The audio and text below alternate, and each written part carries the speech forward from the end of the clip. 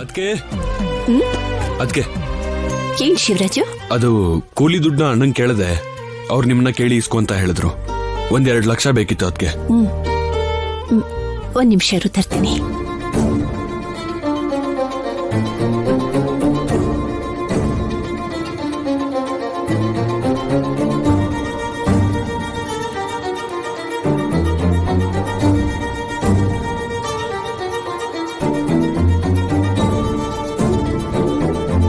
ಆದ್ಯಾ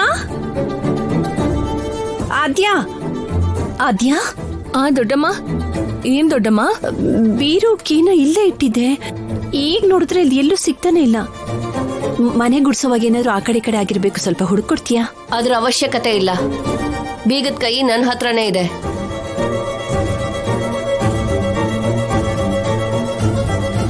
ನಿನ್ ಹತ್ರ ಇದೆಯಾ? ಇಲ್ಲಿ ಕೊಡು. ಶಿವರಾಜು ಪೇಮೆಂಟ್ ಕೊಡೋಕ್ ದುಡ್ಡು ಕೇಳ್ತಿದ್ದಾನೆ, ಕೊಡ್ಬೇಕು.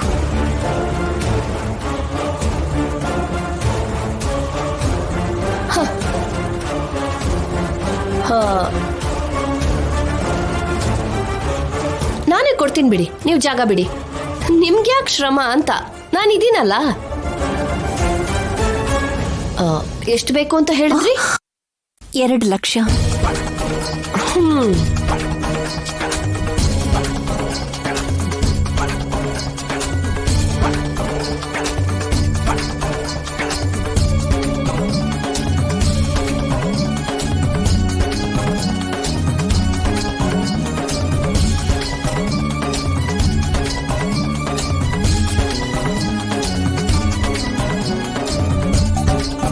ತಗೊಳ್ಳಿ. ಆದ್ರೂ ನಿಮಗ್ ದುಡ್ಡು ಬೇಕು ಅಂದ್ರೆ ನನ್ನ ಕೇಳ್ಬೇಕಲ್ವಾ? ನಿನ್ ಯಾಕೆ ಕೇಳ್ಬೇಕು? ಏನು ಗೊತ್ತಿಲ್ಲದೆ ಇರೋ ತರ ಮಾತಾಡ್ತಿದ್ದೀರಾ? ಇವಾಗ ಈ ಆಸ್ತಿ ಎಲ್ಲ ನಮ್ದೇ ಅಲ್ವಾ? ಮನೇಲಿ ಯಜಮಾನಿಕೆ ಮಾಡ್ಬೇಕಾದವರು ನಾವೇ.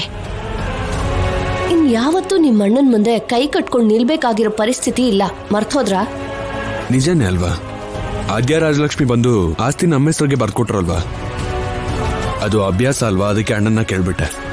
ಕೆಲಸದವ್ರ ತರ ಅಲ್ದೆ ಸ್ವಲ್ಪ ಓನರ್ ತರ ಯೋಚನೆ ಮಾಡೋದಕ್ಕೆ ಶುರು ಮಾಡಿ. ಸರಿ ಸರಿ, ನಾನು ದುಡ್ಡು ಕೊಟ್ಬಿಟ್ಟು ಬರ್ತೀನಿ.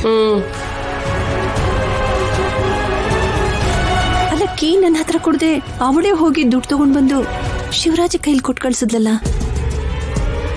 ನಮ್ ಪಾರ್ವತಿಗೆ ಏನಾಯ್ತು? ನನ್ನ ಹೆಸರಿಗೆ ಆಸ್ತಿ ಬರೆದ್ರೇನೆ ನನ್ನ ಕಾಲು ನಿಮ್ಮನೆ ಒಳಗಡೆ ಇಡೋದು.